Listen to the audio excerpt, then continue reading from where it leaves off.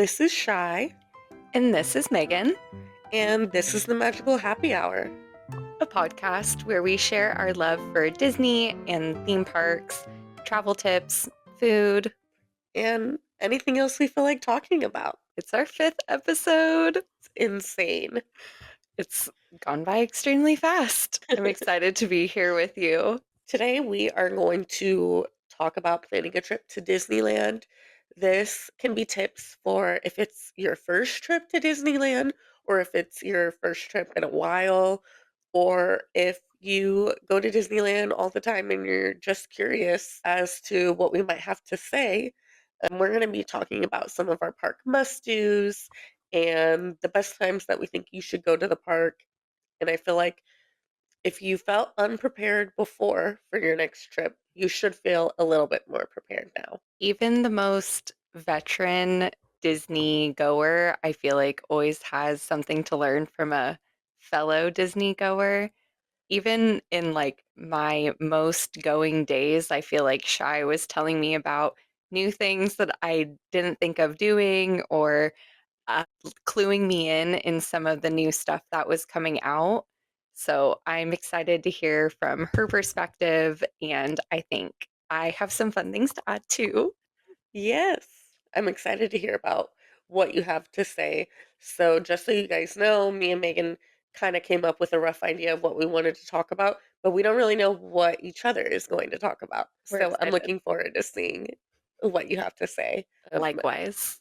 So, you guys can probably tell by the sound of my voice, I am Still recovering recovering. from, yeah, recovering from bronchitis. I was pretty sick and didn't get to go on the trip that I had planned. So I'm not going to be able to talk to you guys about Pixar Fest in any more detail, or we were planning on going to Centrico. There was a lot of things that we had planned for that week that I had to stay home and recover so that, I can go to work and care for people. So please bear with my voice in this episode. And instead of talking about the trip that I didn't get to go on, we have a few other things that we wanted to discuss. Yeah, so in Shy's very sad absence, fortunately, I was still able to take a little trip to downtown Disney myself. I have a good friend that lives just around the block. And so she was very nice and accompanied me. So we did a little World of Disney stroll through, made a couple purchases, only I don't want to call them impulsive. They were very well rounded. I had to get an item for a child who was having a birthday. And of course, with unfortunately not as much of the Donald Duck merch was still available in there, which I was Mm. sad to not come upon. I know Shy was like, make sure you get this. And I'm like, it's not there, friend. I'm so sad. But I don't think I've said this on the podcast yet, but I am a pin collector. And they did have some, man, I was strategic with which one I chose. I I almost went for a couple limited edition pins that they had on display. There was a really cool Star Wars one and a really cool Donald Duck one and an Emperor's New Groove, which was really cool. But instead, I went for a Quacketeer pin because that's irresistible. I'm not a Mouseketeer. I'm definitely a Quacketeer. But on that trip as well, we made a stop at the alley that's a part of Splitsville. So, those of you who have been to downtown Disney in the past, Splitsville is a bowling alley and restaurant bar that you can certainly make a bowling time. They have full bowling lanes that you can, you know, take some time to enjoy yourself at, or just get some food and drinks at their bar, or take a seat. And the alley is a new addition. That's almost like an outside like beer garden-esque area. They do have some games. They have a stage. So when we walked up, there was a live band playing. The host that was attending that area let us know that we needed to come back in about 20 or 30 minutes. It did seem like they were letting us know that because they assumed that people would be leaving after the band was done because they didn't take our name or anything. Maybe it's just a very casual area and that's how they run it. I don't know. I've never been there before. But either way, we came back, the band was done, and we took a seat, and it was still very nice. It was kind of a cold night, but they have heaters out there. There was kiddos running around and playing the games, which was, it's Disney. There's always kiddos running around. I got a poke bowl and a spicy watermelon margarita, which was definitely tasty. My friend, she got their teriyaki chicken bowl, which she said was all right, and a painkiller cocktail, which was tasty. She is definitely a tiki drinker. I'm not so much, but it was delicious. Very pineapple coconutty. Painkillers are pretty typical tiki drinks, so those of you that have had it are probably very familiar. That was kind of the most of our trip. We did catch the fireworks from a distance while we were down there and got to check out Cool. yeah, I mean, it's kind of hard to miss once they start booming and everyone turns towards them. But we did stop into the Star Wars Outpost as well. Lots. If you're a fan of Darth Maul, it is the time to go to the parks and get you some merch because, man, do they have some Darth Maul merch. Like, I almost cashed in on that, but I'm kind of a fake Star Wars fan, And so. here I am, not even knowing who that is. Oh no. Girl, get on some prequels or don't. I have, I've given Star Wars a fair chance. It's not my thing, and that's okay. That's okay. It's not really my thing either. But It's not my Darth vibe. Darth Maul's just cool looking though. Who is that? Like, would I know from, like, seeing them around the parks or anything? Okay, well, not seeing them in the park, that would be sick if they had him in the park, but he's like the coolest looking person in Star Wars, to me at least. He's like the guy with the red face and all of like the black little Oh, detailing. yeah, okay, I Yeah. think I know who that is. I think I told you about I used to work at a local brewery and we did a couple themed nights, and one of them was going to be Star Wars for May the 4th. And we had dressed up for them in the past. And I was like, oh, I'm going full blown Darth Maul for this. It didn't end up happening just because of logistical things. But I was ready. I didn't realize until I saw a video of someone shopping in there, but from the outside, it doesn't I didn't realize that it takes up that whole building, that it's a whole store. Yeah, it's like the entire area where they used to have, the little Rainforest Rainforest Cafe Cafe, shop. right. Yeah, like it's not the full-blown restaurant size, but the shopping area. I, for the longest time, had just thought it was whatever you could see from the outside, Oh but yeah, there's a whole ton in there from a video I saw, so that's really cool. and it seems like they change it out pretty regularly, and maybe not the exact same stuff that you'd find like everywhere else in the park, at least not in the same collection of items. Got it.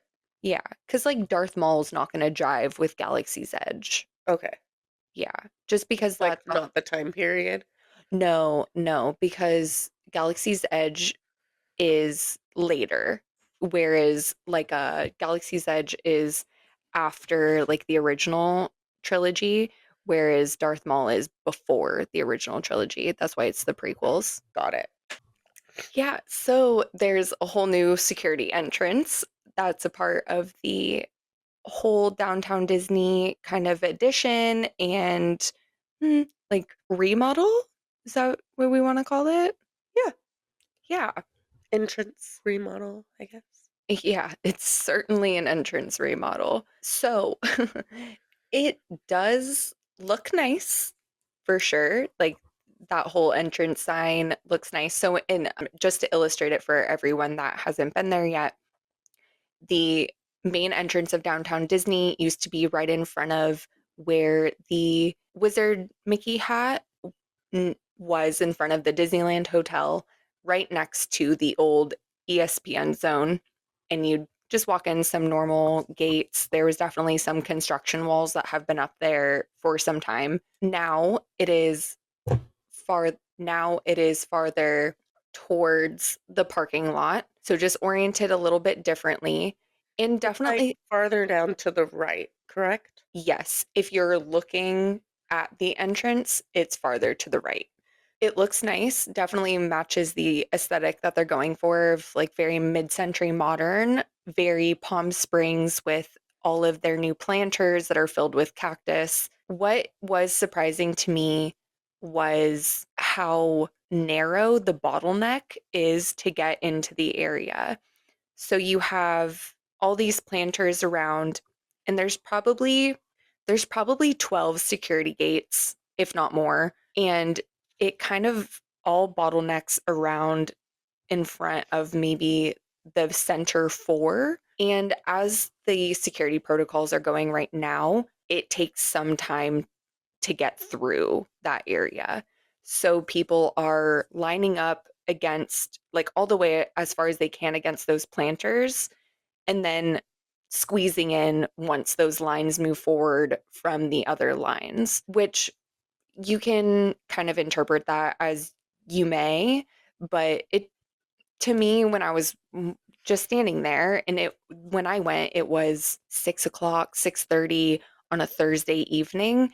The lines were still pretty significant, not too lengthy, but it did seem like kind of, I mean, I don't want to call anyone like line cutting, but you're standing in this long line and then people are just kind of squeezing over to the side. I was just surprised that that was how they decided to do it instead of just leaving that entire space open in front of the entire each security gate.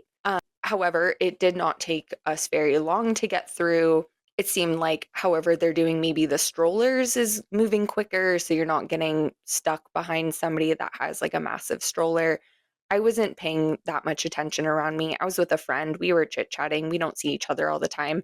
Instead of me doing some like deep investigation, but these were just the things I was noticing. I would be interested to hear from people that are tackling those lines in the thick of it, you know, in like the peak times, like maybe early morning. I can't imagine it's any easier. I was very surprised with how narrow it is when you approach those security gates. There's plexiglass now. Have all your zippers open when you just give them your bag. Make sure everything's in your bag. Don't have your phone in your pocket. Just put it all in your bag, open all the zippers, give them your stuff, and move forward. Do your best. I mean, you kinda have to proceed like you're at TSA in the airport. Yeah, it did feel definitely closer to that, just with less yelling. There was nobody yelling. No one yelling at you to take out your laptop. No, no. They did make sure that you don't have anything on you that they will take away from you. My friend is a bartender, so she had essentially like a pocket knife that was on her keys that she uses as like a box opener and a bottle opener. They threw it away because we weren't going to walk back to our car. But just be aware of those things before you go. Just double check your stuff so that you're not having any items thrown away or you're not having to make the trek back to your car, because we were just there for downtown Disney. So we were just in that immediate parking lot. It wasn't that bad. But if you have to go all the way back to, well, if you're in the parking structure, then there's another security check there that I can't speak to how that goes. But you would have to, go all the way back to your car or wherever you are. Just be aware. And also, there are security checkpoints in more than just this front downtown Disney area. This is just where I've experienced it. That kinda seems like it's a hot mess. Yeah, I was very surprised considering that I've had so little of a weird experience at Disney security. And Shy and I were talking about this earlier, but I am pretty often on the Disneyland Reddit or the Disney planning Reddit thread, if you all are familiar. And there's been a lot of posting about security experiences. There may have been even beforehand, and it just wasn't something I had seen. I am fairly new to it, but it is definitely something that people are watching. For sure. Yeah, it's good to know that stuff, and it's surprising because I feel like Disney didn't take into account that this is an entrance to the park. This is Mhm. how people that, are staying at the Disneyland hotel get into the park, Or and even pretty much, neighboring like, hotels. yeah, neighboring hotels. I was gonna say pretty much, that whole side of, Catella, they're all coming for the most part. I know a lot of people use downtown Disney entrance as their entrance into the park, because it's just much more convenient if you're coming from that side. Yeah. So I'm surprised that they didn't plan for it as such, and this isn't just the entrance to a small shopping district. They're gonna have to figure something out. People are accidentally cutting in line because there is no, like, formed official line that's, like, clear. Other people are going to get really upset. So Disney's gonna have to they'll have to address it, and I'm sure they will at some point. Yeah, I'm sure it'll get everything, sometimes poor planning happens and it happens. It happens, even to experienced companies. Yeah. And of course, this is all just me making assumptions and judgments. I don't, what do I know? We're just here sharing our experiences. Hmm. So, we are going to be talking about planning a trip to Disneyland. And speaking of trip planning, when you're looking to plan your next vacation to Disney or Universal Studios, I am your girl. There are some good summer deals going on, especially at Walt Disney World. So if you're interested, you can message me. Contact info will be in the podcast notes. We're making this episode because whether it's your first time going to Disneyland or if you haven't been in a while, planning a trip to Disney can be overwhelming, to say the least. So hopefully we can help you feel a little bit more prepared. Yeah. We all need a little help sometimes. We all need a help sometimes, and sometimes you gotta phone a friend, and here we are. You are 2 friends, ready Get by to with go a through little help from the my friends. adventures. What'd you say? I'm so sorry.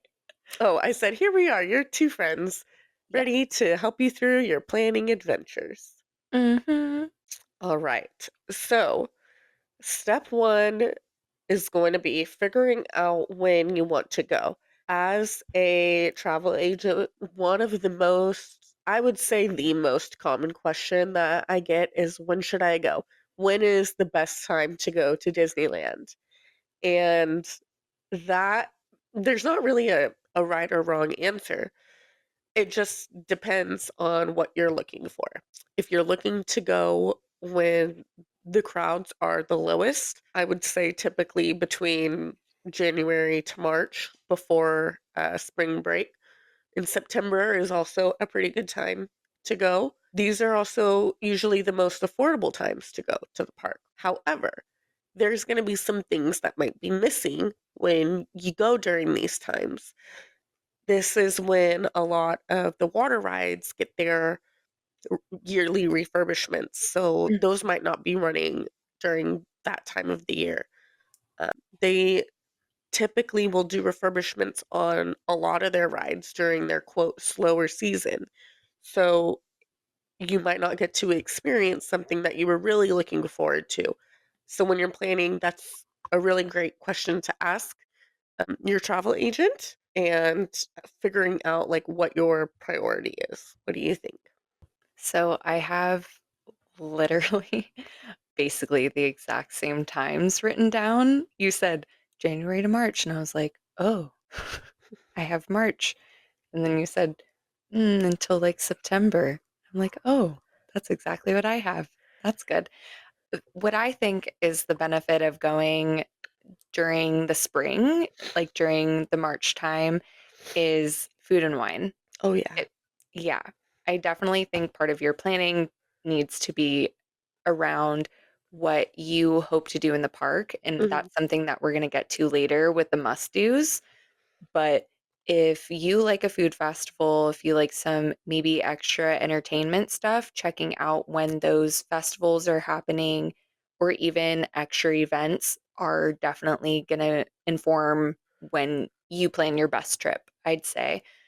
I think there's a lot of benefit to going during the off season. However, if you are like Shai said, a water ride lover, going when those rides are closed is not going to benefit you. That's not going to speak to when you have your best trip. And, that excuse me, that refurbishment schedule changes. So maybe having a couple dates in mind when you go to plan is good. And I'm sure Shai looks at when those rides that you care the most about are usually getting fixed up to be their Mhm, best selves and can inform how your planning goes. for sure. Yeah. And if you don't mind, a little crowd never hurt nobody. Disney's crowded. But yeah, just have in mind those priorities for sure. But I think the springtime is an awesome time to go to Disney. You get a little sunshine, but it's not too hot. Yeah, totally agree. I also wanted to say if you really, really love Halloween or you really, really love Christmas, going during those seasons, yes, it's a lot busier than it normally is, but it is an incredible experience. Megan and I both love Halloween. It's our favorite holiday. And even before I was as into Disney as I am now, I always would try to go during the Halloween season at least once because it's, I love fall. I love autumn. I love October. I love all of that. And seeing the park decorated to your favorite holiday is so much fun, and the characters are dressed up in their costumes, and you get to take pictures with them, and there's usually specialty food and drinks and other specialty events, not to mention specialty ticketed events such as the Oogie Boogie Bash, and sometimes they have something going on during the Christmas and holiday season as well. That's also really fun to include in your trip if it's going on when you're going to be there. So those are some things to keep in mind when you're trying to figure out when you want to go. Yeah, specialty characters too. If you're a character meet and greet person, you always see Jack and Sally come out around Halloween, maybe some other villains that you don't see as often in the parks. I was trying to think of some examples, but I can't think of some outside of outside of ticketed events, but definitely are them. They definitely like to make an appearance, just like during Pixar Fest. Or during Chinese New Year, there are specialty characters that come out during those seasons as well. Definitely keep an eye out for them. All right. So now that you have figured out when you want to go, you should probably figure out how long you want to go for. What would you recommend, Megan? So I would say it definitely depends on what you like to do on your vacations. If you're a person that maybe you only have a few days available to you and you want to make the most of it, I'd say a solid 2 days in the park would be great. Yeah, If 2 you're days minimum. Mhm. Definitely 2 days minimum, especially if even me as a local, typically I will do 2 days minimum if Shy's in town Right. because we wanna make the most of it. We we wanna enjoy things. We don't wanna be on a hustle, go, go, go constantly.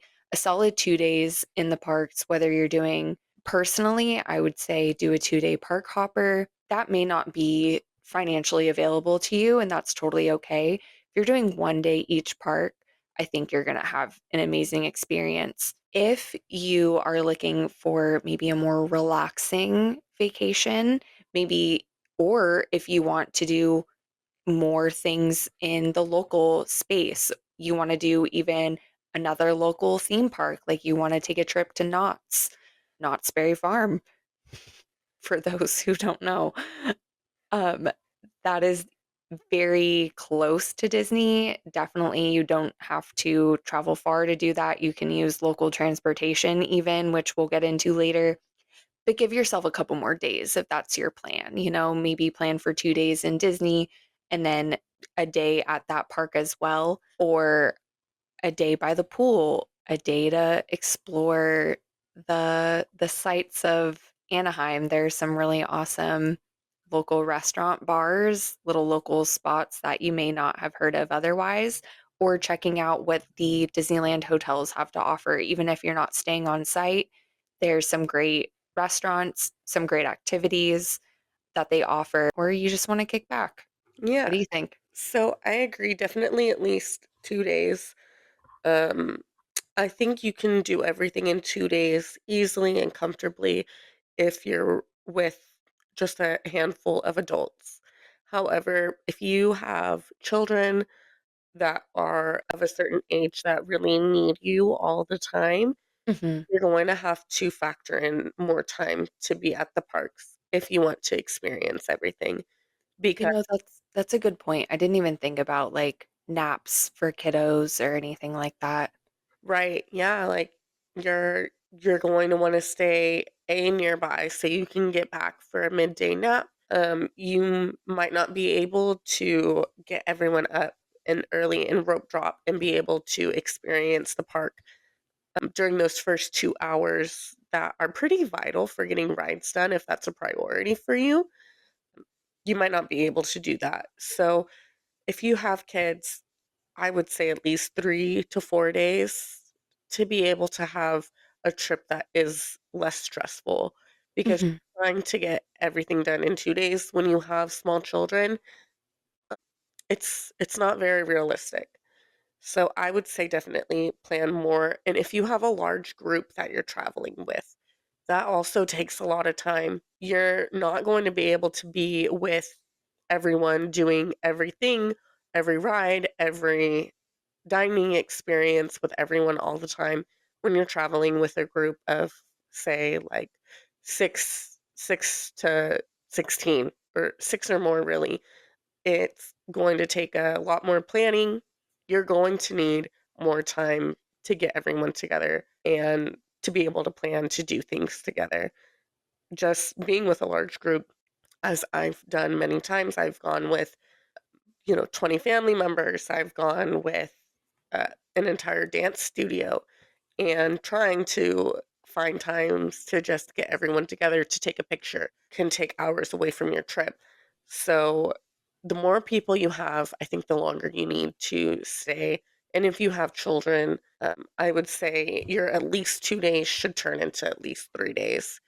Um, and then park hopper or not, I like the park hopper because there is a lot of, for example, food and drinks that I enjoy in California Adventure that isn't available in Disneyland, and I like having the flexibility to just hop on over, have a beverage, have a snack, and go back to Disneyland and do the rides that I'm enjoying.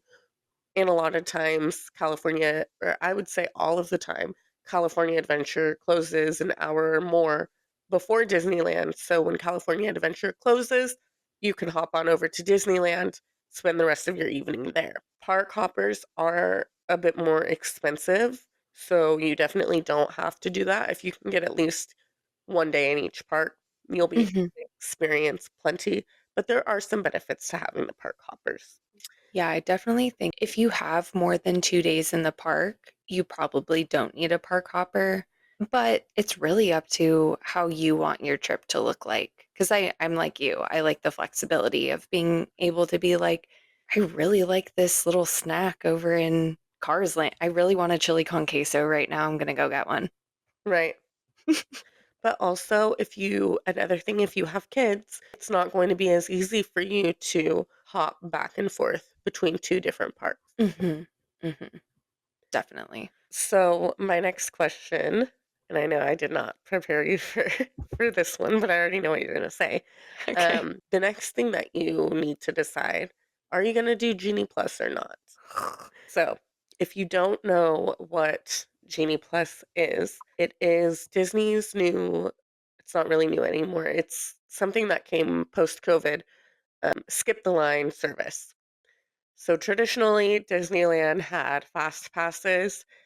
They had little kiosks. You would go up and scan your ticket, and they would give you a ticket to return to that ride in a specific hour. You would come back, get in that line, and you'd get to get on the ride with a shorter wait time than everyone else. And it was an excellent service that Disneyland had offered. They no longer have any free service to skip the lines, which is really unfortunate. But now they have Genie. So there are three different levels to Genie. There is the Genie that's just in your app. You can use that is a free service. You can plug into the app what you want to do that day, and it will notify you. Let's say your top ride is, Peter Pan and Indiana Jones. It will notify you when there is, or ideally, it's supposed to notify you when there is a short wait time and let you know this is a great time to ride or experience this attraction. You can also plug in where you'd like to eat, and it's supposed to um, aid you in getting those things done. I have not had a good experience using the free Genie. I don't know if it's AI, but it's Oh, it has to be. Nobody is doing that by hand, you know? It's so an algorithm either way. it's some sort of algorithm or artificial intelligence that isn't very smart. I don't think that I'm not a huge fan of the free Genie. I've never looked at it. Only out of like I open my app and I press on it, but I've never consulted it. You're Right, better at just using your map. right. And sometimes when it first came out and I was trying to use it, it would totally like contradict what I thought you should do, and it would tell you to do something else. I don't think it's very reliable. There, Get in line for Monsters Inc. when it has an hour wait. Do that. it'll give you not helpful advice such as that. The next is the Paid Genie Plus service. So this is your paid sort of fast pass service. It's about 25, $30 a day per person. You pay that fee, and there's a handful of rides that you can go into your phone and select a return time and go experience that ride. You then go to what used to be the fast pass lanes. They're now called lightning lanes. So you choose your return time and you come back and scan your phone or your Magic Band, and you can go on and ride that attraction with shorter of a wait time. The third is the individual lightning lane experience. So on top of the Genie Plus, that doesn't include all of the rides.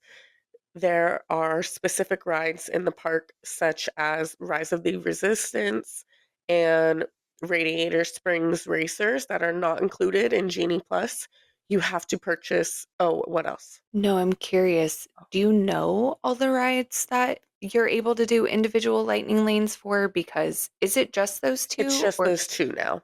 okay, okay. I wasn't sure if Web Slingers was still offered or if anything else Web was. Slingers and Mickey and Minnie's Runaway Railway were a part of the individual lightning lane.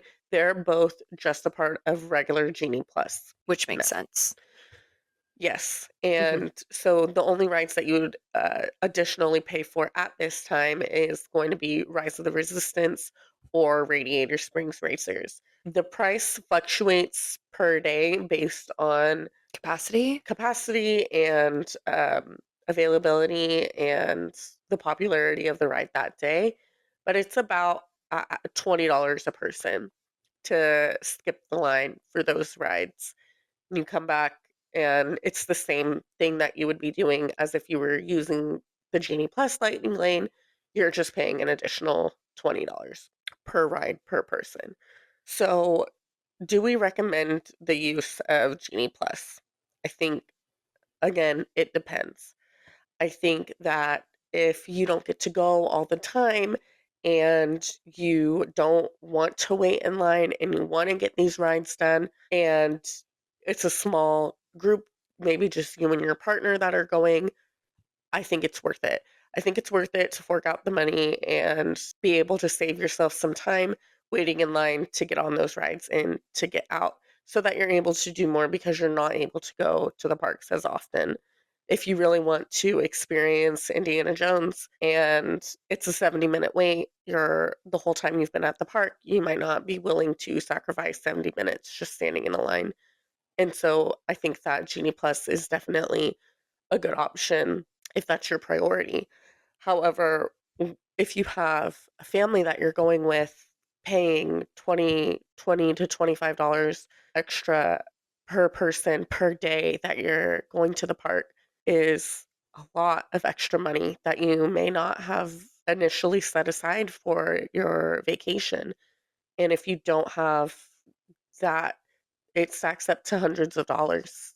And so if you don't have that extra money set aside, I wouldn't recommend it. I think you can still enjoy the park without having to pay the extra money to skip the lines. There's other things that you can do, especially because if you do have children, that are, under 44 inches, under 48 inches, they're not even going to qualify for many of those Genie Plus rides. So I would really advise probably not purchasing it if you have children because they're not even going to be able to experience a lot of those rides. And so you're just forking out that money for something that you're not even going to be able to use. Now, my perspective, I know on Genie Plus is a bit different from Megan's. So you want to take over and let us know what you think, if there's any time that you think people should buy it or not. I honestly am extremely negative towards the entire system. I don't think that there are many instances when it's reasonable in Disneyland. I think when Shy and I were in Disney World, we were able to make wonderful utilization of it. And I credit her to a lot of that because she's very much on top of it. We very much knew what we were wanting to do. The last time I will say, the last time I bought Genie Plus in Disneyland, I was with a friend's family. So there were 9 of us and we were split up at times. There was an infant with us as well. I don't think I was able to utilize it because we were all split up. We were all occupied with our own things. Somebody else in the group had my ticket on their phone. I had my own ticket on my phone, but they were trying to include us all in what was going on, and I paid for something that I don't think I used once, or maybe I used once, which, that was something that I was willing to do because I was along for the ride and I go all the time. I think that you can do the park with all the best experiences without it. I think definitely if you are on a time constraint, it does have its perks. I think that if you're there for one day and you've never been before, I think that you can definitely utilize it to the best of your advantage 100%. But if you are able to go on some sort of regular basis, if you've been in the past, it just really depends on your priorities. It's not something that I enjoy paying for, especially because I had an annual pass when FastPass was a thing.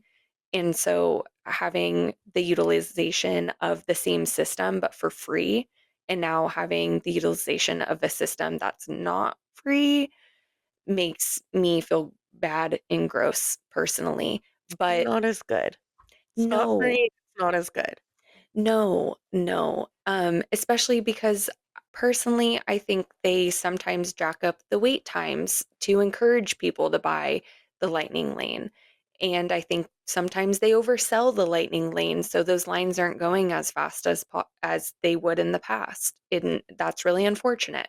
Do I have actual factual evidence of those things? No, these are just merely observations that other people have made and I feel like I can attest to. But I will say that for the is it called a paid individual Lightning Lane? Yes. Yes. So I did go with 2 friends that are big Star Wars fans that had never been to Galaxy's Edge, let alone been on Rise of the Resistance. I was like, I am paying for us all to have this individual Lightning Lane Oh, for you Rise of the did? Resistance. Yes, because I thought it was extremely important that we go on it. I was not going to chance the fact that of us waiting for hours at a park that they never go to then not get on the ride, because there can be sometimes a multiple hour wait for Rise of Resistance on a day. I was not going to go through that with them and then us not get on, you know? Because the ride breaks down frequently. Exactly. Exactly. Or some anything can happen. I just wanted to be sure that they got that experience because I think that's important because It was important that's to them. yeah, exactly. And if that's how you feel about that ride, if that's how you feel about Radiator Springs, which I think are both extremely valid, those are both very, very fun, worth doing rides 100%. Go for it. We did not have a park hopper that day. We are only in Disneyland for one day. We are all locals, but not, they don't go to the parks ever.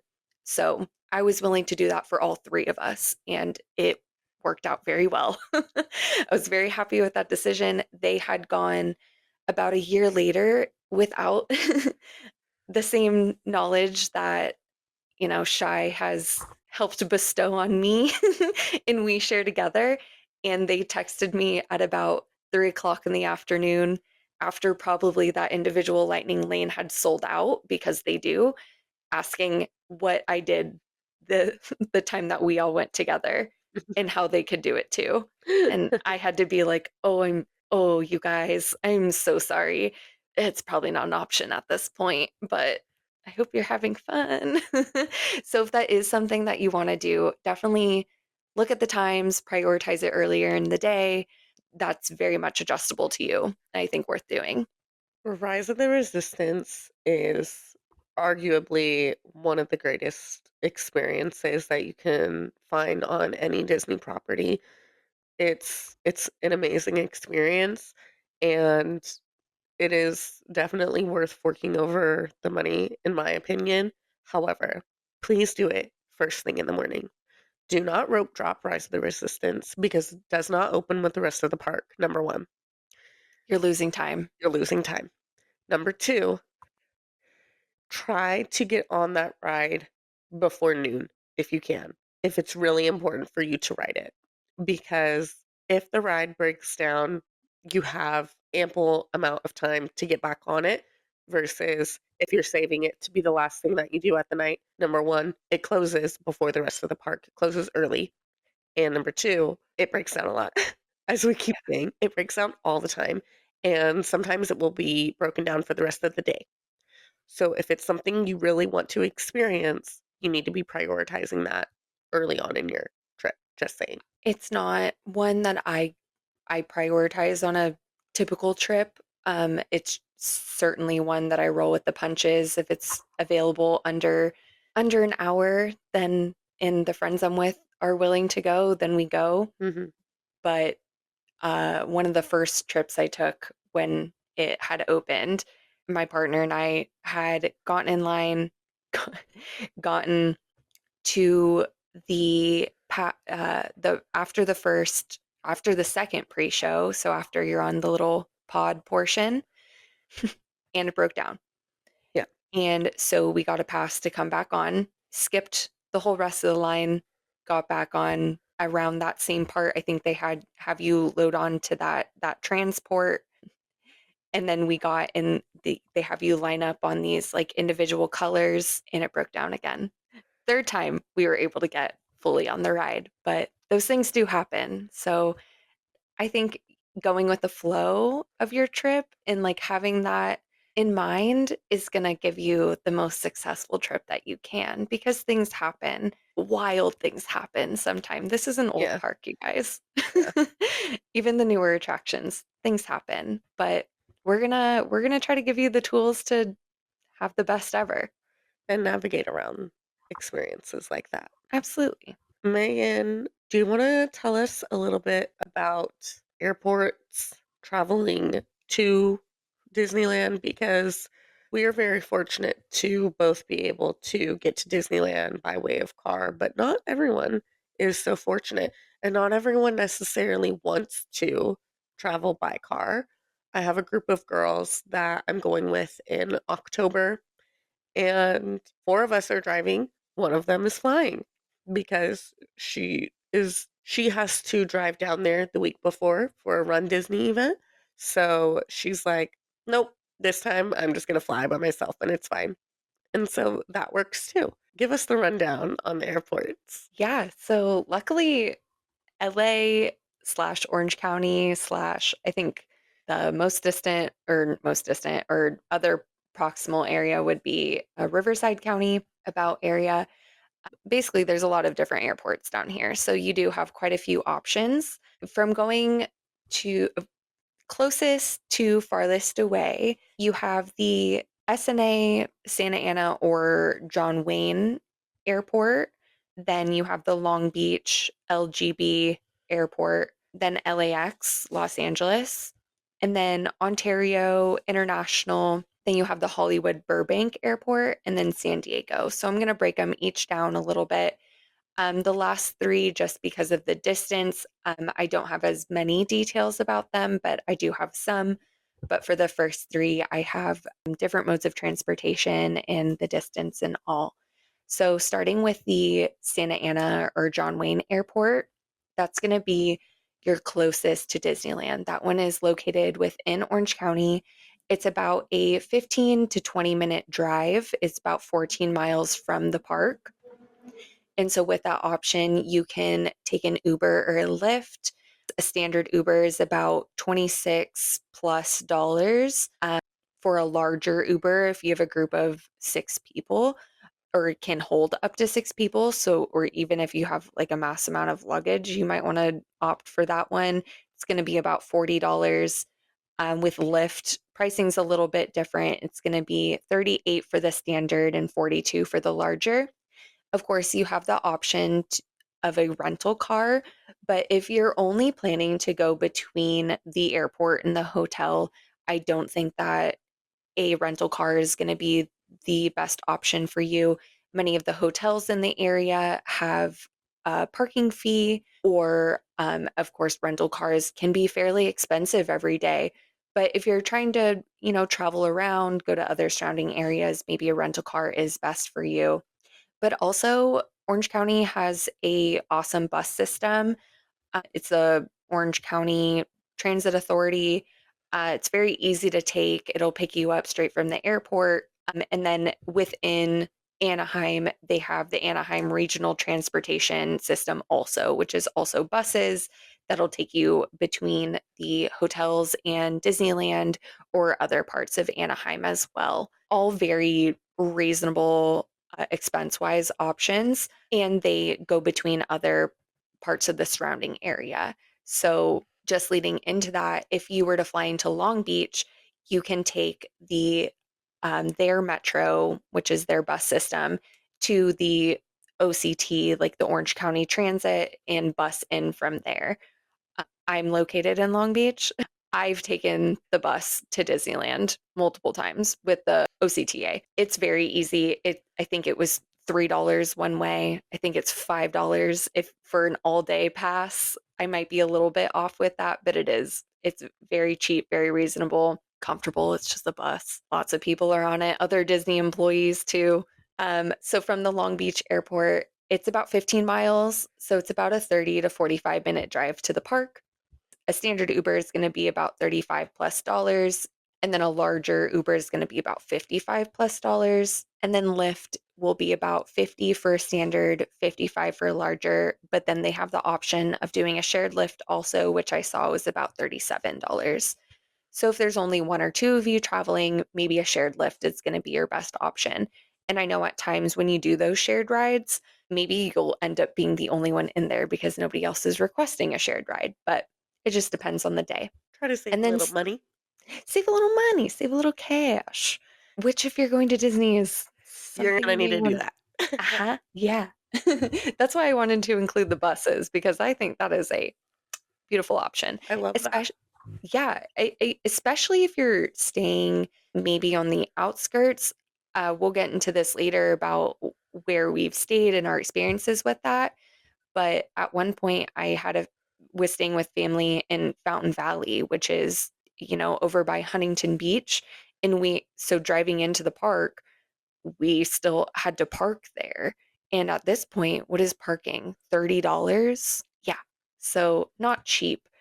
And then who knows what parking could possibly be at your hotel.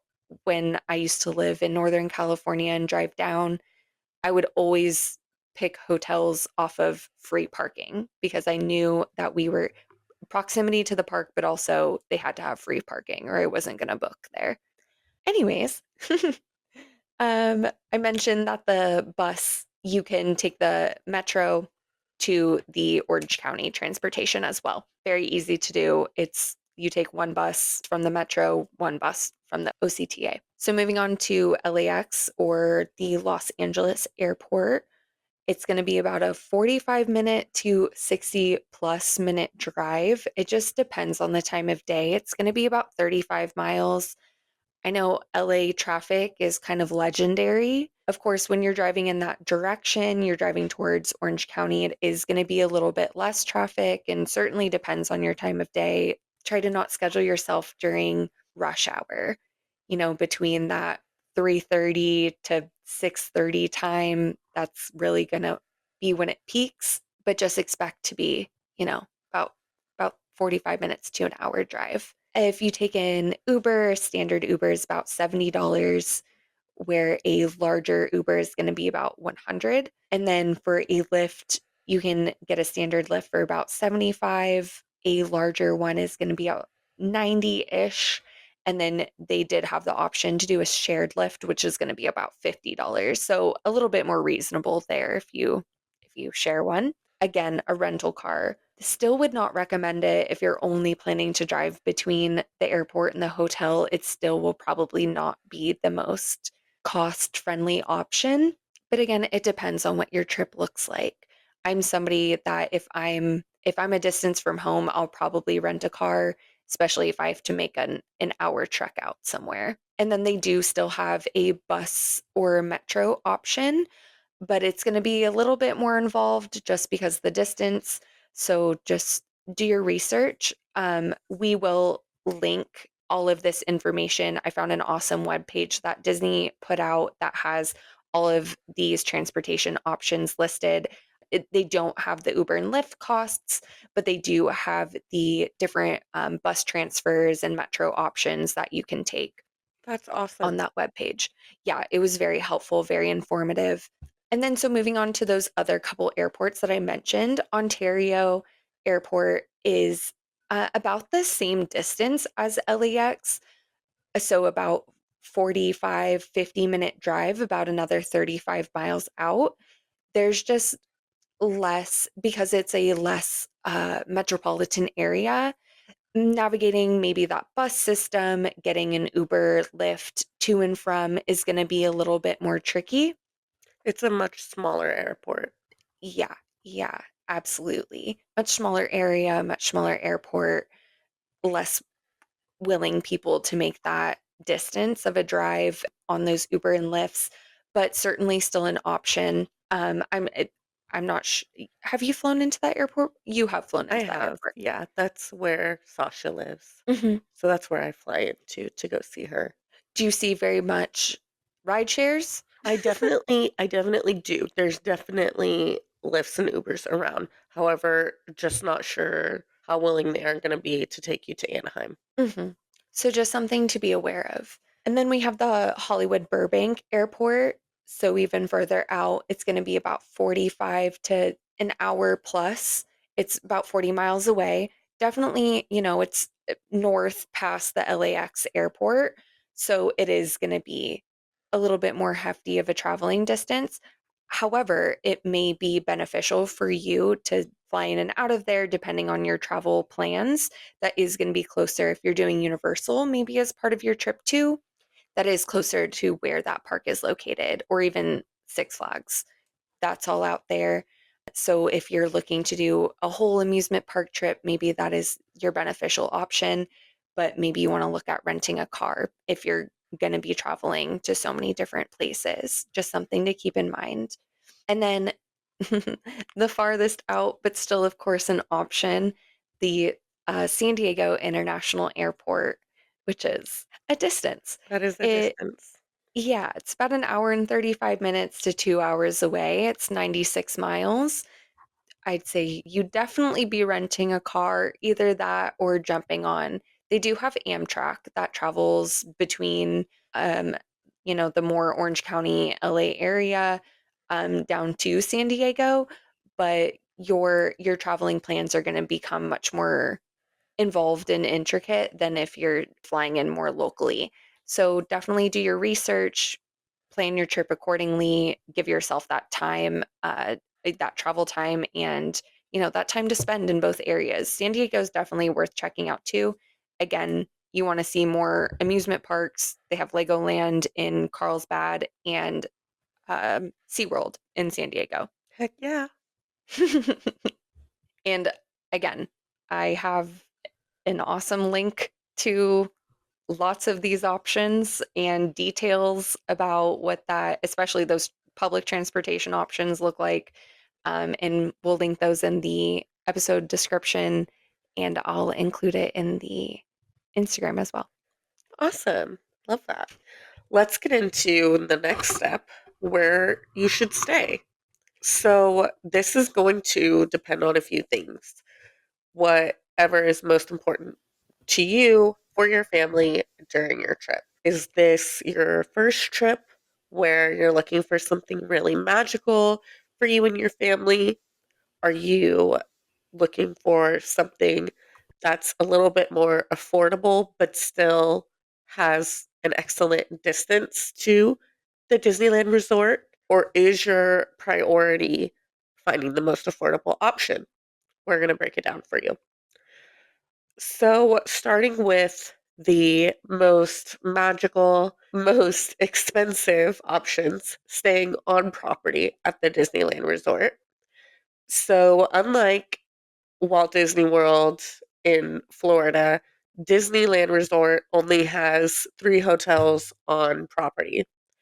You have the Grand Californian, the newly renovated Pixar Place Hotel, and the classic Disneyland Hotel. So we're going to start with the most expensive, the most luxurious, the Disney's Grand Californian Hotel. This hotel's title is excellent because if there's anything about this resort, it is definitely grand. It's beautiful. It is inspired by like craftsmanship of, earlier centuries, and it has a beautiful spa, it has themed pools, and it has its own private entrance to Disney's California Adventure Park, which it really isn't a private entrance. Anyone can go in and out of there, but it is super nice that if you're staying there, you can just go down to the lobby and go in and out of there. My favorite way to get into California Adventure. And it drops you right in the middle of Grizzly Peak. It's a beautiful entrance into California Adventure. I have stayed here on property. It's very luxurious, very beautiful inside. They have a grand fireplace with rocking chairs that you can plop in, enjoy a book, get some space away from all of the crowds. You can go in there, you can take a nap if you want to. It's a really nice experience. I stayed there during this past holiday season with my family, and one of our favorite parts was they have a little, I want to call it's not a coffee cart, but it's like a little coffee corner, and they had the best hot chocolate ever. My dad was obsessed with it. I think he got like 3 or 4 cups of hot chocolate. It was delicious. They always have a big gingerbread house that they build that you can go see during the holiday seasons, and that's really fun. And then, of course, the ginormous Christmas tree in the middle of the lobby. It's breathtaking. The cast members are always super friendly, and You get to experience luxury with a Disney touch. And I think that is something, especially for adults, that's really nice compared to, say, the Disneyland Hotel. That's much more traditional, Mickey Mouse and friends all around. It's a different it's a different vibe. This hotel is not to say that this hotel isn't excellent for families, because it is, especially when you consider the proximity to the parks. It does not get more convenient than staying at the Grand Californian, because you are literally in California Adventure. And if you have kids, you cannot be taking that stroller right out of the security gates, go upstairs to your room, and go take a nap and come right back down. You don't have to miss out on any of the fun that you don't have to. Um, you don't have to walk back far back to your hotel room or try to catch a shuttle bus and be waiting there for however long. It is so convenient. It is definitely, if you're a Disney person like us, it's definitely something that I think you have to experience at least once in your lifetime. Yeah, just to speak about a little bit about families that stay there. I've never stayed on property at Disneyland, but my sister and her family, she has three little ones. Her and her husband, all three of their little ones stayed at the Grand California, and it was kind of their family Christmas gift staying there. And they definitely seemed like they really enjoyed it. It was definitely very easy and convenient for them to cart back and forth between the hotel and the parks. I got to meet them in downtown Disney, and on that trip was the first time that I've ever seen inside the hotel. And for it to be around Christmas and get to smell the gingerbread, which was phenomenal. It's definitely beautiful. Yes, they also have a really nice fitness center and beautiful pools, if that's something that your family is interested in. Isn't there a pool bar? Oh, yes, there is a pool bar. You don't have to be a hotel guest to dine there. We have definitely head over there and had a drink or two. It's really fun. It's a fun place to be. They have the Napa Rose, which is a very exquisite, very expensive dining experience. They also have storytellers, and that is a character dining experience for breakfast, brunch, and then for dinner, it's just a traditional buffet. And they also have the Tenya Stone Spa, where you can go and enjoy a pedicure, you can enjoy a facial, you can enjoy a massage, something to take all that stress away, make you forget about all the money you're spending on your Disney vacation. It is a super fun place to stay. However, it is incredibly expensive. It goes for about $800 a night to stay there in a standard room. So be very mindful of that. Of course, Disney is constantly offering different deals, especially at Disneyland. There's almost always some sort of deal that's going on for their on property resort hotels. A lot of it is, if you're a Disney Visa card holder, you don't have to have a credit card. You can just have a debit card through them, and you can usually get 25% off of your stay, which will definitely help with prices like that. It does get a little cheaper. I have seen it go for as low as in the $600 ranges per night, but that's still super expensive. So just be mindful of that. The next option I wanted to talk about is, of course, the classic Disneyland Hotel. This is the first hotel that was built on property in Disneyland, and it definitely still has a lot of the history. that is the hotel with the classic Disneyland feel. If you love having, characters in your room, seeing Tinkerbell, seeing little fireworks displays on the walls. They have monorail themed swimming pools and large water slides for the kids to enjoy. It's also a Disney Vacation Club resort, which I didn't mention before, but the Grand Californian is also a Disney Vacation Club resort. So you can always book a room through that. It's right across from downtown Disney. They have some really, really cool dining experiences, such as Tangaroa Terrace and Trader Sam's Enchanted Tiki Bar. That is notoriously almost impossible to get reservations for, unless, of course, you have a Disney travel agent planning your vacation that can get those reservations for you, such as I. They also have Goofy's Kitchen, which is your character dining at this location. You can meet Goofy and take pictures with him before you get seated. And then there's dancing and singing that's going on. You have a server that's bringing you your drinks. It's an incredible. It's so much fun. I know I had a friend recently reach out to me that was curious about doing character dining for her family on their vacation, and the last time she had went was more close to when the parks reopened after COVID. She said, we didn't even get to take pictures with any of the characters. And just so you Oh. guys know, it's nothing like that anymore. It Mhm. is back to the traditional experience that it was before, with the characters coming to the table and creating the most magical experiences for your family and for your little ones. It's so special.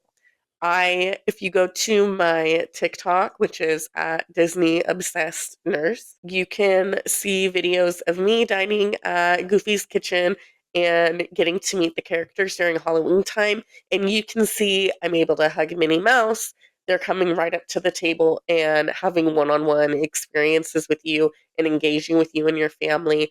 And they really go the extra mile to make it a super special experience. And you can also check out a review of the Grand Californian on my TikTok as well.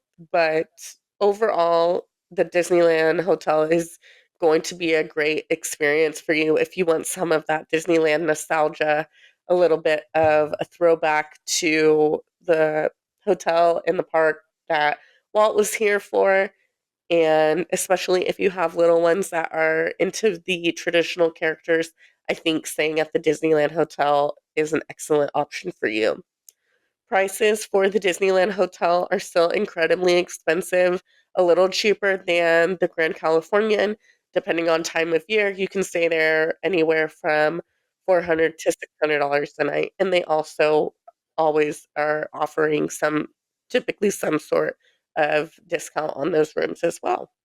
Do you have any like experiences walking around the Disneyland Hotel or going No. to like anything over there? No? No, I tried to go to Trader Sam's once with the same friends that I had purchased the Rise of the Resistance um, Okay. individual lightning lane for, because this is the same friend that I took the recent trip to downtown Disney with. They're big tiki bar people, which definitely Trader Sam's falls under that. Me and her have even recently talked about doing a trip specifically for Trader Sam's, like making a reservation and going, because I've never sat inside. I think that was something that me and you tried to prioritize as part of our Disney World trip, but Mhm. that even was incredibly difficult. We had gotten seated outside, but for the prices and for how late it was, we were like, this isn't going to be what we want it to be. We'll just come back another time. So that's why, just recently we talked about trying to do it again. But that's really my only experience, is seeing the outside of Trader Sam's and the walk up to it. That's really my only experience there. We'll definitely have to plan a trip and maybe even just stay a night there, just so that we can experience it because I've never stayed there either. I've never stayed at the Disneyland Hotel or the Pixar Place Hotel or when it was Paradise Fair. Um, so it's definitely something on my bucket list to do. Yeah, I want to see a monorail pool. When you said that, I was like, what? A monorail pool? All right. Yeah, Sounds cool to me. I'm it down. looks, I think like one of their huge slides is like the monorail. Like, yeah, super Oh cool. my It's super gosh. cool. I know, I want to Slides. go so bad.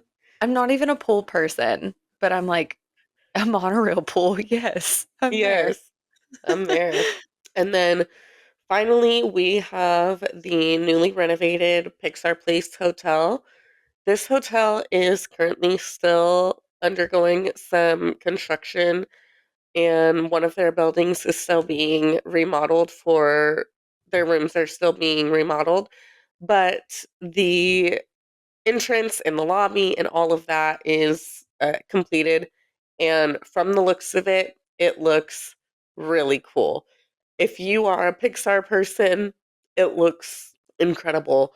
The excuse me. The decor in the lobby looks insane. You can meet characters there. You can meet Bing Bong. Um, I'm really looking forward to exploring this hotel more. It's gonna be in the same price range pretty much as the Disneyland Hotel. It used to be a little bit cheaper, but now they're pretty much neck and neck since the remodeling. But something special about the Pixar Place Hotel that neither of the other hotels offer is they actually do have their own private entrance into California Adventure, and you can only go through that entrance if you're staying at the Pixar Place Hotel. So that's super cool. I have not experienced that personally because I've never stayed there, but it looks as if you're going through the Grand Californian, and through there, your entrance is in between Corn Dog Castle and Ariel's The Little Mermaid ride. Mhm. Do you know that space that I'm talking Yeah. about? Where like there's that little outdoor store. It's like next to that, I believe. Yeah, yeah, I totally know what you're talking like one of the many kind of giant doors that they have Yes, over there. Yeah. yes. I didn't know you can meet Bing Bong. Yeah, I'm I know. screaming. You all can't see my face, but Shy can. She's like, I'm not gonna "Ah!" scream into a microphone, but why can't we meet Bing Bong everywhere? Why can't we meet Bing Bong at his store, which is very close? Well, you don't have to necessarily stay at the Pixar Place Hotel to go into the lobby and meet Bing Bong. And there are plenty of other reasons for you to go into this hotel. Number one being their dining options. So they open up the new Great Maple Modern Eatery restaurant, which I believe is a local restaurant chain. Have you heard of it? No, it's called Great Maple? Mhm. No, I've never heard of that. I didn't even know that that was one of their restaurants. Is that the one that's placed kind of on the outside with the outside Yes. patio? Yes. Oh, okay. They serve breakfast all day, and it looks like their breakfast is incredible. I'm really looking forward to going and checking it out. But yeah, I've heard that Great Maple is that they have other locations in Southern California. That's good to know. I'll have to investigate that further and see where their other locations are. Yeah. So next, I wanted to talk about a couple of hotels that I've stayed at that are the nearest to the Disneyland Resort. So whenever someone asks me where I stay when I go, I will usually tell them that I'll opt for one of the Best Westerns. There is like 3 or 4 within very close proximity to the parks. There's one, directly across from the main gate entrance. It's called the Best Western Plus Park Place Inn Mini Suites. I stayed there with my parents. It's a traditional nice, motel Best Western vibe. They give you the free breakfast in the morning, and there's no other hotel that you can get like any closer to staying at the Disneyland Resort. And right next to it is Tropicana Inn and Suites. They're rated 4 stars on TripAdvisor. Again, it's the same vibe. They have it's your typical, I don't believe they offer suites there, but it's just your traditional rooms for like a motel. Usually, I want to say 2 queen size beds. It's clean, it's nice enough. If you're just going and you want to stay somewhere really close and you're only going to be in your room to get ready and to go to sleep at night, it's a good option. There's also the Anaheim Hotel, and I have stayed there. Um, I've stayed there once or twice now, and I've really enjoyed it. They have a really great pizza restaurant inside, and they have a bar inside. They also have breakfast in the morning, although theirs isn't complimentary, but I really enjoyed staying there. It's a little bit further down the street, but it was a really great experience, and I would love to stay there again. It was also given 4 stars on TripAdvisor. And then the last hotel I wanted to talk about that's near Disneyland Resort is going to be the Howard Johnson by Wyndham. It's got 4.3 stars on TripAdvisor. Megan's little cousin works there. We're very proud of her. She's a local student. Yes, we are. And it's a nice resort, especially if you have a family. They have a really, really fun water park for kids, and a lot of their rooms have been recently renovated. Like in the past 5 years, I would say have been renovated, and And some cute photo ops on property. they do, yeah. It's a cute little I place. like the Hojo as we call it. Yeah, Um, we love a good it's a good Hojo. option. Okay, and then lastly, for affordable options, I surprisingly have the Castle Inn and Suites for about less than $200 a night. It's got 4 stars. You also have the Embassy Suites by Hilton. That's for less than $200 a night. It's got 4 stars. I haven't stayed there in many, many years, but I did stay there as a kid and remember it having a fun lobby. And I distinctly remember them having like a cute little happy hour. I'm not sure if Mhm. that's something they do anymore, Oh but no, 100%. That's like what embassy suites are known for, is oh, like really? having, oh yeah, that's, yeah, like same with like a Courtyard Marriott, which like also if I'm wrong, then like everyone don't tell me I'm wrong. But I'm pretty sure like embassy suites, because I think I stayed there too when I was a kid. But like embassy suites and like Courtyard Marriotts are like known to like have their little happy hour, like, the little like breakfast situations. That's like part of their deal. Yeah, okay, that's awesome. Yeah, so I remember staying there and it's kind of crazy. Um, our friend Leah that we frequently go to the parks with, her and I have been going to Disneyland together since we were in middle school. And one time we went, that was probably the last time that I stayed at the Embassy Suites was when I was in middle school with her. We met these 2 boys that were the same age as us. They were also there from Northern California. We made friends with them and then planned a trip with them to Six Flags Stop. Discovery Kingdom in Northern California, and we went. We have pictures with them. Like, it's crazy. Yeah. Can you believe that? Oh my gosh. Also, sorry, like that is wild, but also hearing it called Discovering Kingdom, even though they changed that name probably 20 years ago, was also wild to me because I grew up as it being Six Flags Marine World. Yeah. But yeah, no, you're 100% on the name, but also that is absolutely wild. You guys just befriended. Did you think they were cute when you were a Yes. kid or oh, They okay. had like the Justin Bieber hair, and one of them was like platinum blonde, one of them had brown hair. we both thought that they were both so cute, and they swooped us with the Justin Bieber hair flip, Oh, no. and I can't even believe like Call the that. police. Yeah, I'm like I can't even believe that like we made friends with them, and yeah, we have pictures with them, not at Disneyland, but at Six Flags.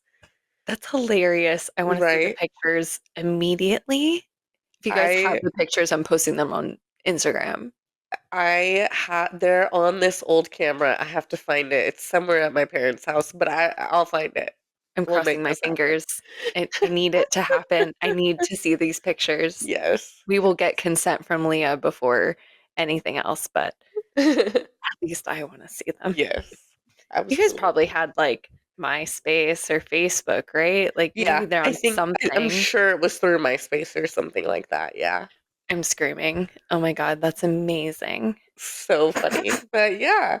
And then also like there's even more I'm like on a Best Western soapbox, but there's even more Best Westerns that are a little bit further from the parks that are still a really affordable option. And um those are most of the places that I've stayed. So, really great information about all the different hotel options. Not even all the different hotel options, just some of your favorite hotel options, which, I mean, that's very insightful. I haven't had as much experience staying at different hotels in the area. When I have, it has been many of the ones that Shai has shared because often I have stayed with her when she comes to visit. But on a couple occasions that I know that she hasn't had to experience was staying in Airbnbs, which only on two different occasions have I stayed in an Airbnb by the park. But funnily enough, I did a quick little search on nearby Airbnbs. Just, we took a little break and I was like, oh, let me see if, like, what the prices are. Let me see what's out there. And I was actually able to find the exact one that I've stayed in before, which was in Garden Grove. So, not even in Anaheim proper. It's about a 15-minute drive from the park itself. It was a bedroom in somebody else's home, but it was very cozy. My partner and I stayed there for 2 nights while we were visiting Disney probably about 6 years ago, probably one of our first trips together there, but they have it listed as $68 a night. It was very comfortable. It worked out. And then another time I had stayed in Fountain Valley at an Airbnb with my extended family. So it was actually my aunt and uncle, their three children, and then the partners of some of those children as well. So there was about, I don't know, let's see, there were 9 of us staying at that Airbnb. So certainly if you're going with a big group of people and you want to stay all together in one spot, there are a lot of good options within Airbnbs, especially if you're going for an extended amount of time.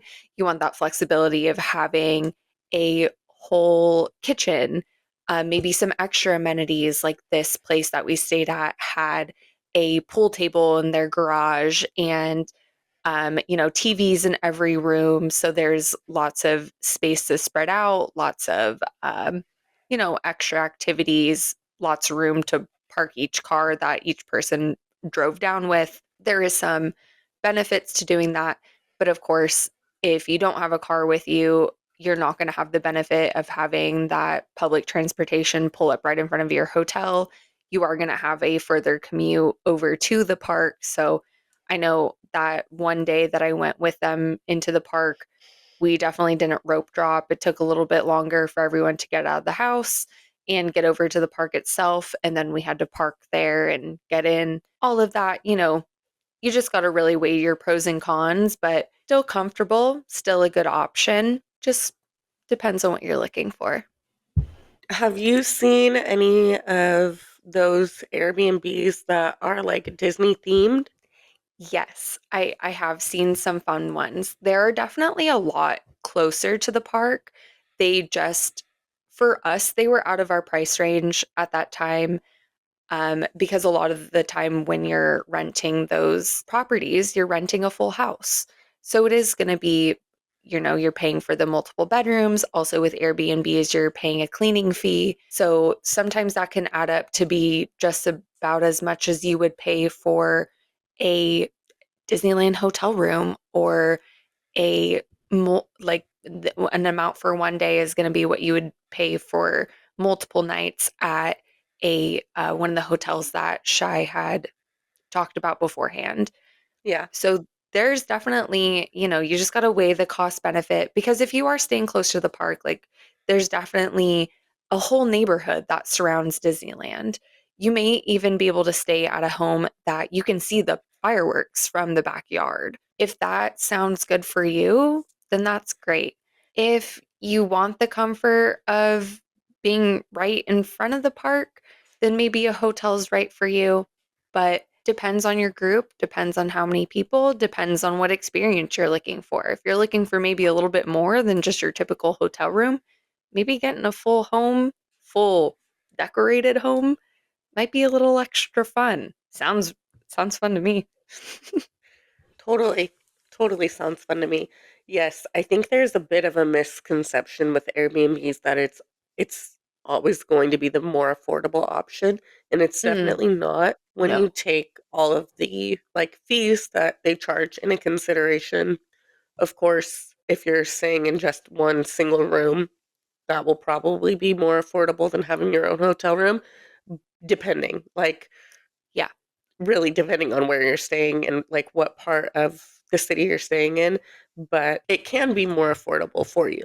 Just depends on your family's needs. Yeah, when we were staying in that singular bedroom in a home as an Airbnb, it was because we were third-year college students coming down from Northern California and looking for the cheapest option for our 2-day vacation. If you have a family or are a full-grown adult with a full-time job who is really trying to enjoy your time and relax, probably not for you, but it worked for us at that time. We were perfectly happy with that in that moment. Would I do that now? Certainly not. But I also wouldn't opt to stay at an Airbnb either. I would rather, especially for 2 nights, I would rather pay for a hotel room where you don't have so many of those extra fees. However, if you're staying with your entire family for, let's say you went for 4 days, those fees may be less dramatic if you're staying for multiple days, because often those fees are a flat rate. I know I recently did a trip elsewhere, not Disney. When I looked at Airbnbs for one night, it was not reasonable compared to a hotel. When I looked at it for 2 nights compared to a hotel, much more reasonable, because those fees had evened out by then. Oh, that's very good to know. That's a really Yeah. great point. And something else that I wanted to mention is like, and we kind of hinted at it, but please consider how large your party is. Remember, most standard rooms can only fit 4 to 5 adults. Pro- 4 comfortably. So if you all want to stay together, if you have a group that big, I would really highly recommend reaching out to a travel agent, because figuring out what's going to be the most affordable option for your family when you have a group of 5 or more can be a little bit trickier, especially if you're going with multiple families at once. Um, Trying to figure out if you should get a suite or if you should get multiple standard rooms. It's hard to figure that out on your own. So take advantage of having of travel agents that specialize in Disney. It's a free service. It doesn't cost you anything to use them. So I would definitely opt to taking advantage of that. And that's pretty much all I have to say on this segment. Just having this conversation makes me think of the only time I did like a really big trip when I was a kid. I did go with like my whole immediate family once, but that was 5 of us plus a cousin's family and her 2 kids, but they were kind of doing their own thing and the 5 of us were doing our own things. I did like an extended trip, almost like a family reunion at Disney one year, where I have a big family. But basically, all the grandparents, which sounds funny, brought their grandkids. So there was probably, I don't even know, there was probably 12 grandkids, which we were all an assortment of ages. Some people were closer to adulthood, others, I was one of the youngest, being maybe 10, and then there was a couple younger ones. Where did we stay? We all stayed in the same hotel. I have no idea where, but somehow we all stayed near each other. And I don't know how, but that must have been a massive trip to plan that I can't imagine taking that on. And I promise they probably did it themselves without a travel agent. And just considering my family members now that have asked me, who is not a travel agent, just somebody that lives nearby and goes sometimes, advice on booking trips, I'm like, okay, fully utilize your resources. I'm happy to be a part now of somewhat of a resource, but holy cow. I mean, I'd be calling up Shy. I think I already do, or I just fully lean on her during trips. So happy that I had you and we had a travel agent for our Disney World trip. Yeah. So, but that was before you were officially a travel agent. So Yes. things would certainly look different now. It's what really inspired me to start doing it. It's a good resource.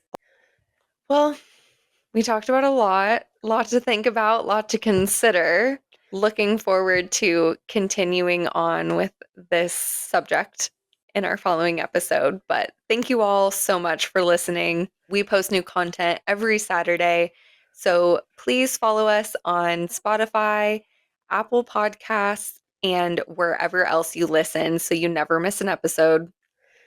And don't forget to review and rate us 5 stars, share it with your friends, and subscribe to at the Magical Happy Hour on Instagram. Megan, where can we find you? You can find me on Instagram at Megan Creedon, Megancreedon. And Shy, where can we find you? You can find me at Disney Obsessed Nurse on Instagram and on TikTok. And if you're interested in having a professional travel agent that specializes in Disney and Universal Studios, plan your next vacation, you can find the link to my website in our podcast notes or email me at cheyenne@vincentvacations.com. Be sure to tune in next week where we each will be sharing what our perfect day in Disney looks like, along with our park must-dos and park bag must-haves. Cheers! Cheers!